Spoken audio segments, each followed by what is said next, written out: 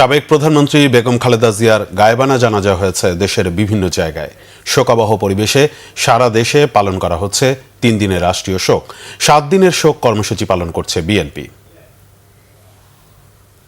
চট্টগ্রামে দুপুরে মহানগরীর জমিয়াতুল ফালাহ শাহী জামে মসজিদ চত্বরে আয়োজিত গায়েবানা জানাজায় বিভিন্ন শ্রেণী পেশার মানুষ অংশ নেন। জানাজা শেষে বেগম খালেদা জিয়ার বিদেহী আত্মার মাগফেরাত কামনা করে দোয়া করা হয়।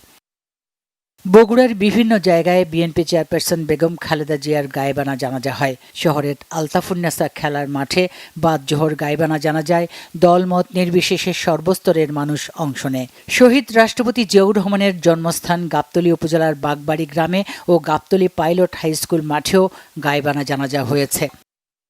3 বারের সাবেক প্রধানমন্ত্রী বেগম খালেদা জিয়ার রুহের মাগফিরাত কামনা করে দোয়া মাহফিলের আয়োজন করেছে ফেনী টেলিভিশন সাংবাদিক ফোরাম।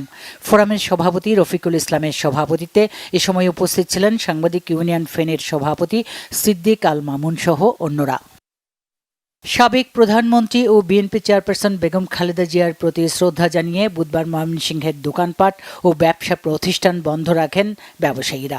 মরহুমের রুহের মাগফিরাত কামনা ও শোক সন্তপ্ত পরিবারের প্রতি গভীর সমবেদনা জানিয়েছে ময়মনসিংহ ব্যবসায়ী ঐক্য পরিষদ। এদিকে রাষ্ট্রীয় শোক দিবসে সিলেটে দোকানপাট বন্ধ থাকে। শোক পালনের অংশ হিসেবে সরকারি ও বেসরকারি প্রতিষ্ঠানগুলোতে অর্ধনমিত রাখা হয় জাতীয় পতাকা। রাজশাহীতে টিকাপাড়া মহানগর ঈদগাহ ময়দানে বিএনপি চেয়ারপারসন বেগম খালেদা জিয়ার গায়েবানা জানাজা হয়। মহানগর বিএনপির সাবেক আহ্বায়ক এরশাদ আলী ঈশা সহ মহানগর ও থানা বোয়ালিয়া বিএনপির নেতাকর্মী ছাড়াও বিপুল সংখ্যক মানুষ এতে অংশ নেন। জানাজা শেষে প্রয়াতের আত্মার মাগফিরাত কামনায় মোনাজাত করা হয়।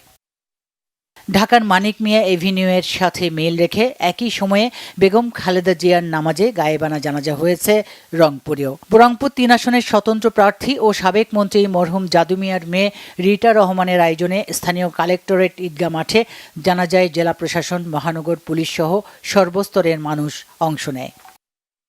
এদিকে 1 মিনিট নীরবতা পালনের মধ্য দিয়ে খাগড়াছড়িতে বিএনপি চেয়ারপারসন বেগম খালেদা জিয়ার আত্মার শান্তি ও মঙ্গল কামনায় বিশেষ প্রার্থনা হয়েছে।